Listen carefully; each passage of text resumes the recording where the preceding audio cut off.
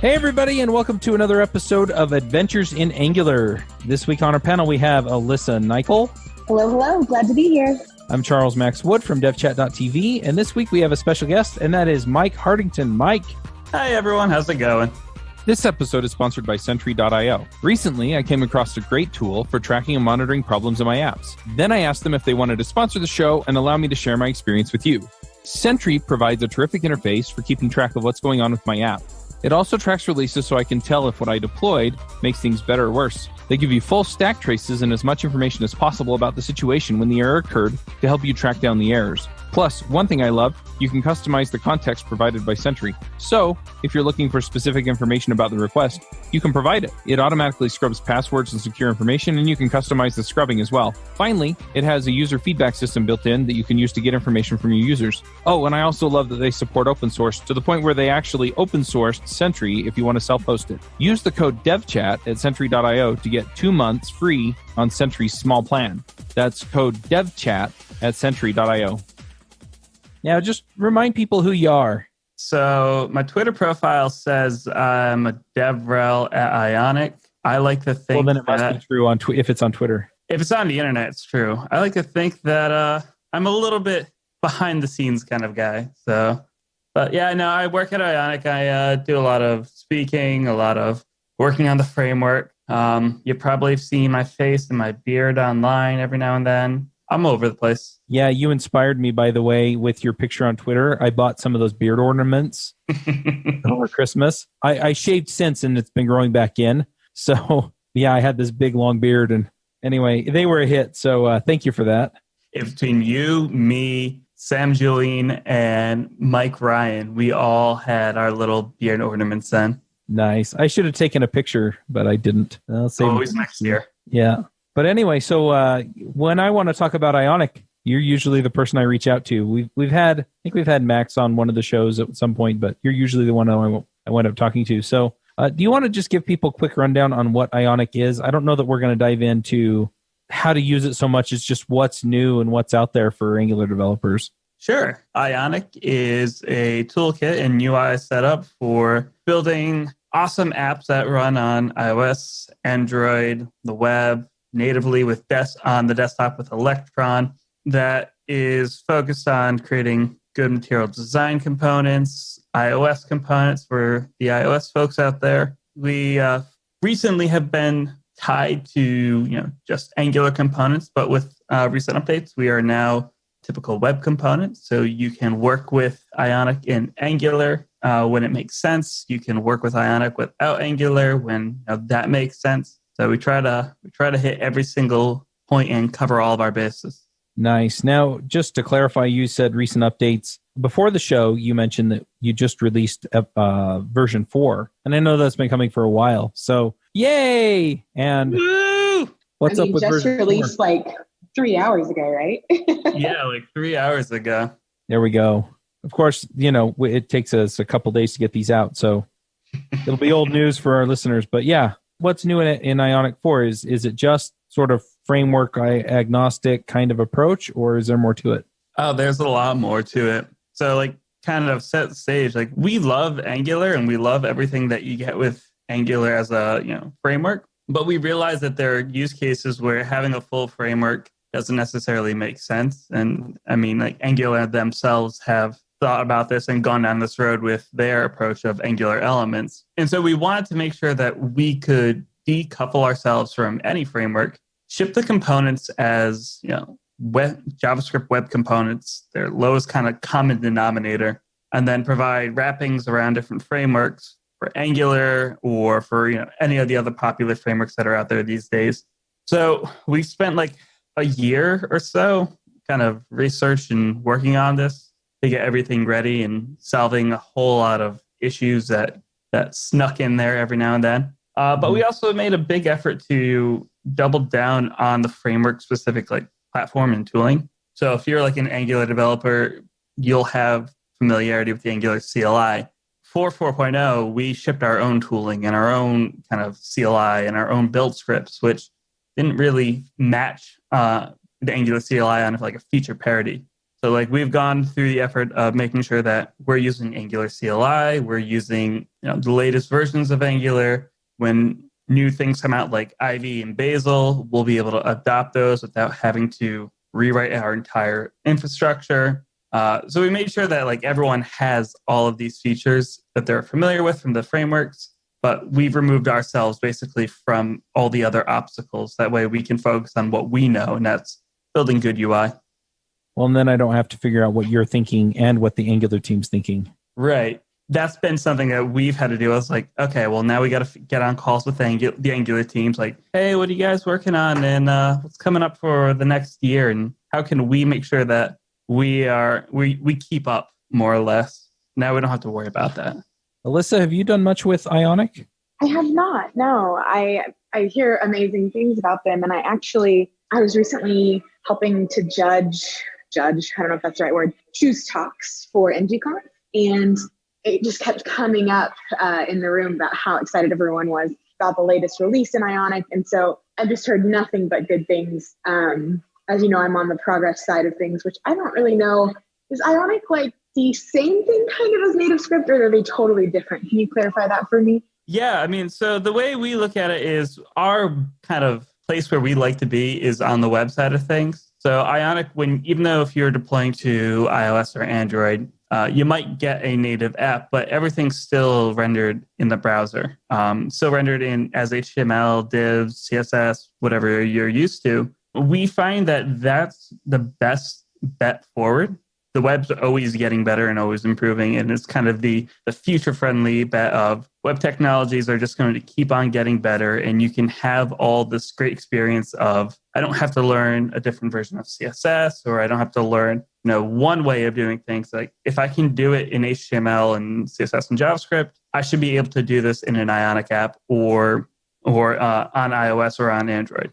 Right, and NativeScript works across the JavaScript bridge to either V8 or JavaScript core. And I think Apple actually announced a new JavaScript engine that they're starting to weave in. But yeah, so the difference is that NativeScript will build a native UI, and a lot of the interactions will then cross that JavaScript bridge so that your logic runs in JavaScript. Whereas with Ionic, it's a web view with web technology behind it. Right. So I have a question about it. Do you have, since I'm assuming as a DevRel you're going around to talk to a bunch of different people, not just Angular people, is there a most popular framework or group of people using Ionic, or not really? Is it pretty evenly spread? Well, given our history of being an Angular only framework, a lot of our users in our user base are Angular developers. Either they have learned Angular from using Ionic, or they have been part of an Angular shop since day one. So most of it is Angular developers, but we're seeing a nice uptick in people from the Vue ecosystem or other JavaScript ecosystems all over. So we're seeing a lot of growth everywhere, but a lot of our love still exists in the Angular world. Yeah, I'll tell you, when we had you on Views on Vue, that made a splash. A lot of people were excited about that. I mean, just because it's an option for the paradigm that people are working in. And that's a big deal for a lot of folks. Oh, I don't have to go learn Angular to do my mobile app and Vue to do my web app or React or whatever, right? I can do it all in one place. A lot of the logic and other things that I'm putting into my web app, I can also then port over one way or the other to my mobile app or my desktop app.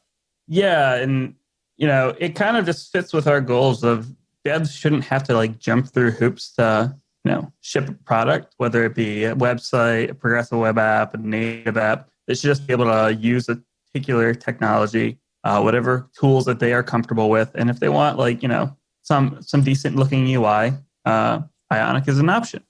Yep. Now you also mentioned Electron, and I'm kind of curious. So can I just use the same code base and build to both places, or do I have to jump through some hoops, as you put it? So Electron's a new area for us that we've been looking into. And traditionally, the tools that we've used have not focused on Electron, that being Apache Cordova or PhoneGap, if you've heard of it before. So meanwhile, while we're building V4, we're also building another option for that native compile layer called capacitor, which solves a lot of technical issues in Cordova, but also introduces new ideas of how to build for iOS, Android, and Electron. So in Electron land, like you'd get the same API for, say, accessing the file system, and that would work with Electron's API. It would work with iOS and Android's API, and there's a web implementation too that works, unfortunately, only in Chrome. But you can get all those different platforms kind of using the same API, and it would talk to the correct code behind the scenes for you. So Electron it's an interesting different world because there's a lot of little quirks here and there, but we're trying to figure out the best way to make that a pleasant experience. Yeah, I mean, the appeal is that I have one code base and I can deploy everywhere, right? Mm-hmm.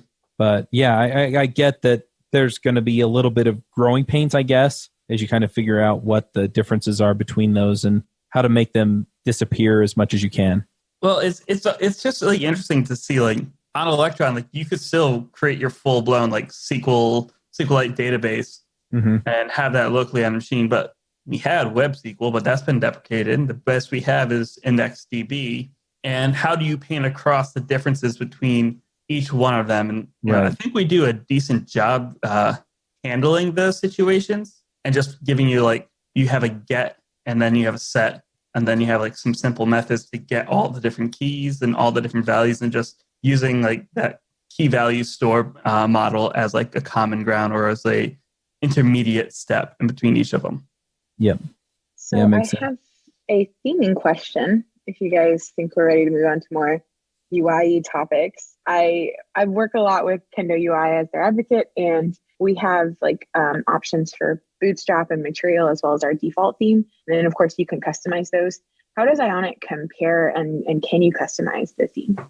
So we ship with two themes kind of out of the box. So if you're on iOS, you can get an iOS look and feel. So if your users will feel right at home for that.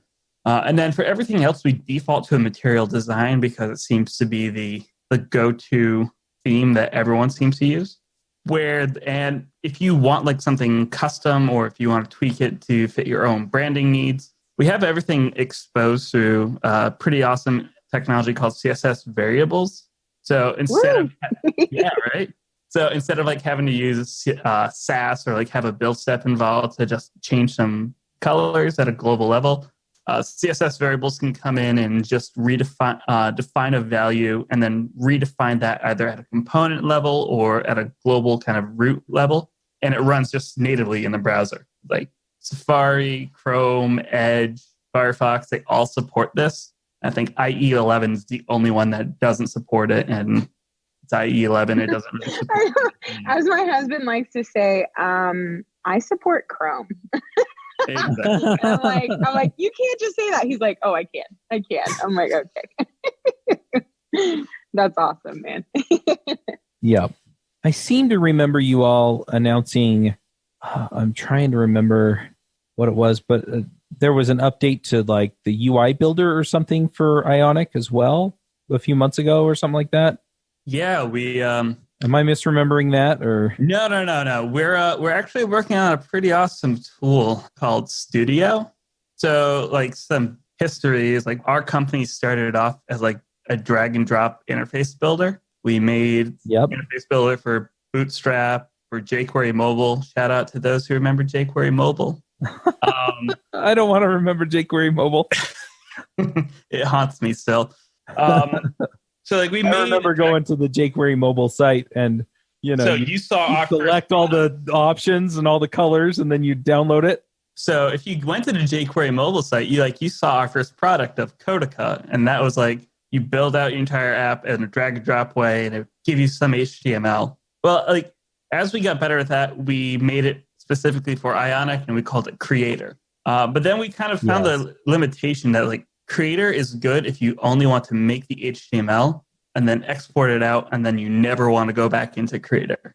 Even if like you put in some JavaScript editing capabilities, it's not really something that you want to keep going back to. So we ended up looking at a couple different options, and we built this tool called Studio, where you can not only do the drag and drop interface builder, but you get like a full-blown editor, full TypeScript support, Sass, HTML editing. You have like a full IDE more or less, and then we've geared it, all the features and tools around it to fit an Ionic workflow. So it'll update NPM packages, it'll update Cordova or capacitor plugins.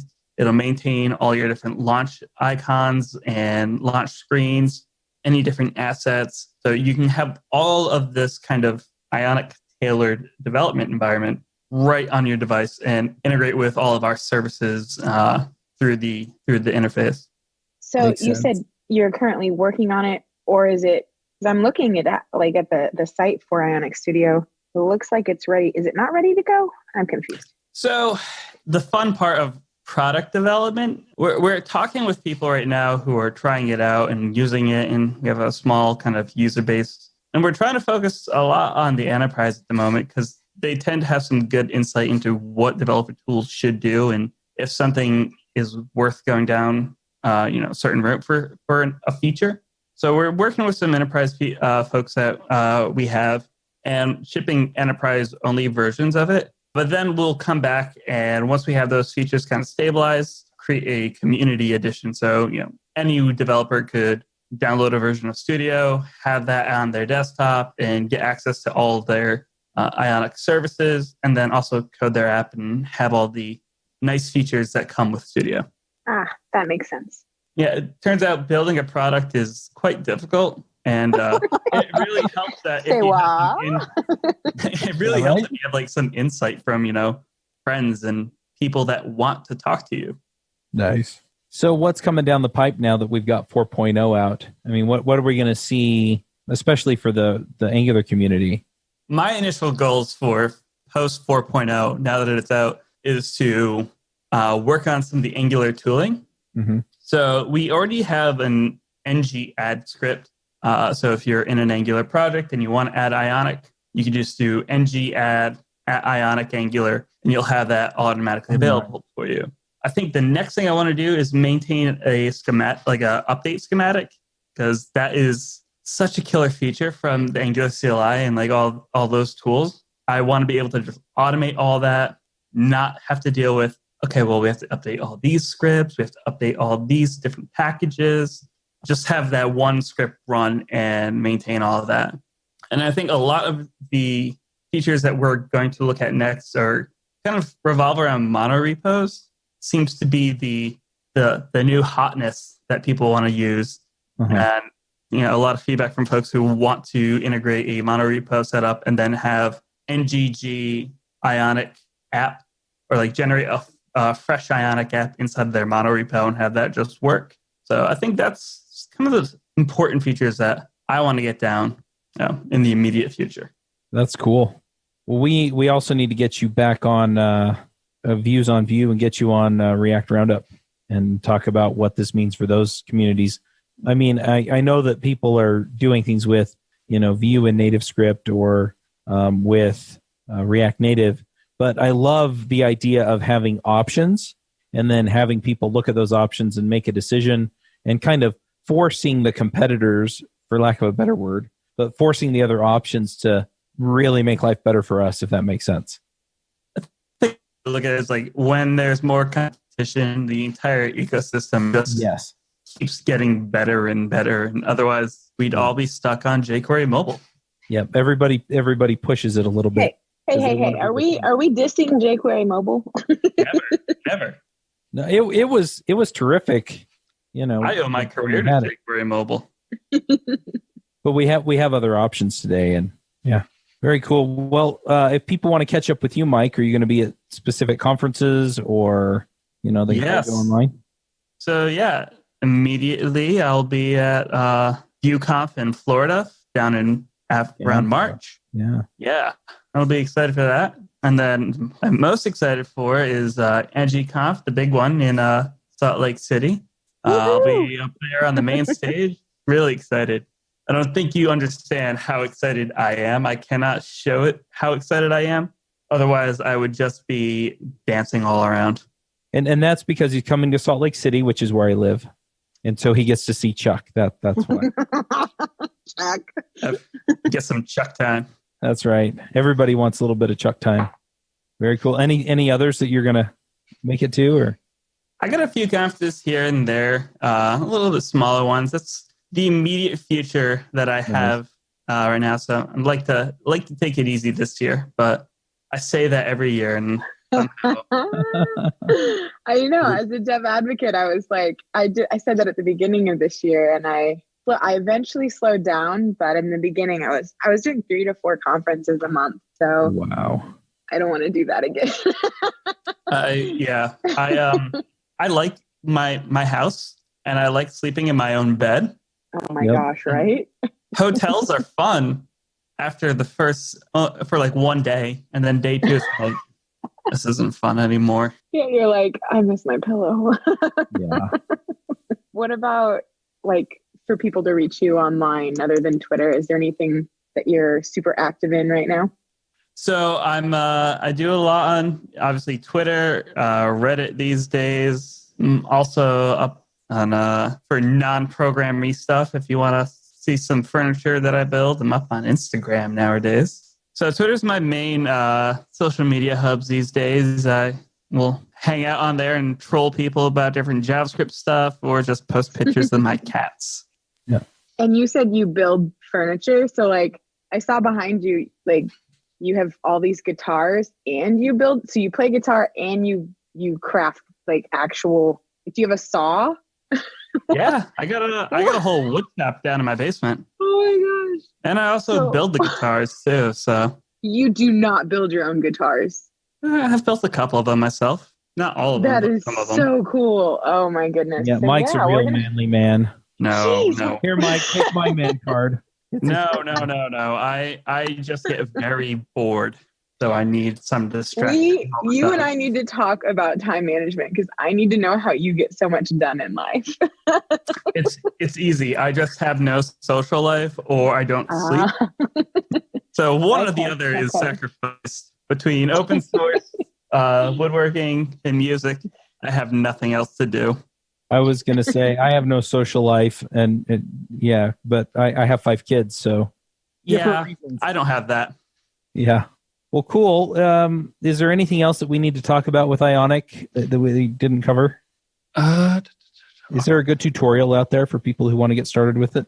Yes. So we with the V4 upgrade and everything, we've recreated a whole new section of our docs, all focused on Angular and Ionic 4, and we've released a bunch of new content online, all focused on getting you up and running. So if you go onto this thing called YouTube, you can search Ionic 4 Crash Course, and you'll find a lovely video. It's only about 15 minutes of your time, and you'll leave that video knowing everything you need to know to get up and running with an Ionic Angular project. And you'll still have enough time to go home and brag to your friends about it. Nice. Is that you on the video or somebody else? Oh, yes, it is me. So if you thought my voice was annoying in this call, you'll have 15 minutes of me just teaching you all the fun things about Ionic 4. Need to create a complex enterprise Angular application? Angular Bootcamp is an intensive 3-day workshop class to learn the basics of Angular through sophisticated techniques for real-world applications. We target Angular 6 and the recent versions, with much of the curriculum is suitable back to Angular 2. Or go beyond the 3-day class with a consultation or project launch with Oasis Digital, the team behind Angular Bootcamp. We can assist your team or launch your project with advanced Angular topics including scalability, data flow, state management, full stack product design, and more. Contact us for a private class at your location or buy a ticket for public classes in various cities around the US and occasionally in Europe. Online live instructor training is also available at angularbootcamp.com. Well, let's go ahead and do some picks. Alyssa, do you have some picks? Just one, and it's kind of like a pick dash question. I just heard of it. It's called, I think it's kind of a social media site for developers only. It's called dev.to, like dev.to. Have you guys heard of it? Yeah, they've been around for a while. I've actually had a few people mention that they found some of the shows through dev.to. I feel so special because, I'm like, how long has this been around? So, it looks interesting. I just signed up, so I'm going to check it out today. But that's the only thing on my radar so far. But I did want to thank Mike for coming on the show. Thank you, Alyssa. Awesome. I'm going to jump in with a few picks as well. Some folks might or might not be aware, just over the last few weeks, things have kind of been a little bit rocky with my health. Yeah, I'm getting over it all. I'm okay. But yeah, I just kind of want to pick modern medicine because I don't know where I'd be without it, man. The other one is just keeping perspective on things, and anyway, having that stuff in mind. We talk a lot about time management and things like that, and just winding up where you want to wind up and working for what you want. I just encourage people to kind of take the reins of their life and go for it if there's something you want. So yeah, those are my picks. Mike, how about you? Kind of in a similar vein of just like taking control of like your life. If you have not seen the Netflix craze of tidying, Marie Kondo, I think her name is. Oh my goodness. I have been folding in my spare time all of my drawers in her way of folding this week. I can't believe you're making this pick right now.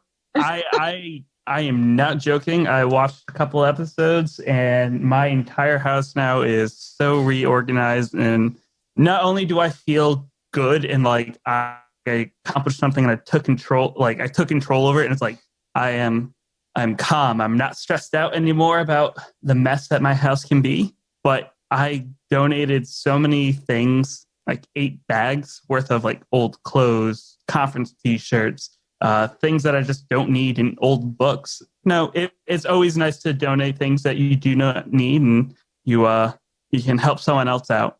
Nice. And clearing the clutter really has been freeing. So I can't believe that you did that recently too. That's awesome. My wife's not allowed to watch that show because then I hold the clothes wrong anyway. Never mind. It is the best show and so awesome. Watch it. My husband what happened to your desks? My wife tidying. My husband opened his drawers and was like, "Oh my gosh, Alyssa." He's like, "You're not allowed to watch this show anymore." I went a little crazy, but I love it. Absolutely. Great pick, man. All right. Well, thanks for coming, Mike, and talking to us about Ionic. This is definitely one of those technologies I keep meaning to dive deeper on. I've probably started like 8 apps in Ionic. Now that I'll be in Salt Lake City, I'll have some chuck time and I'll get you building an app in no time. He's going to duct tape me to a chair and make me write Ionic. Now let's take a look at this Ionic component over here. Oh my gosh. Please just promise to record it. That would be like the best tutorial ever. It's like someone's held hostage and you're making them learn it. Yes. And gun to your head, write a mobile app. Yeah, I officially volunteer like check. Duct tape to the chair, video ends, it's just a skeleton. Please, not mobile. All right. Well, we probably have to wrap up, but thanks again. We'll wrap this one up and we will catch everyone next week. Bandwidth for this segment is provided by CacheFly, the world's fastest CDN. Deliver your content fast with CacheFly. Visit CacheFly.com to learn more.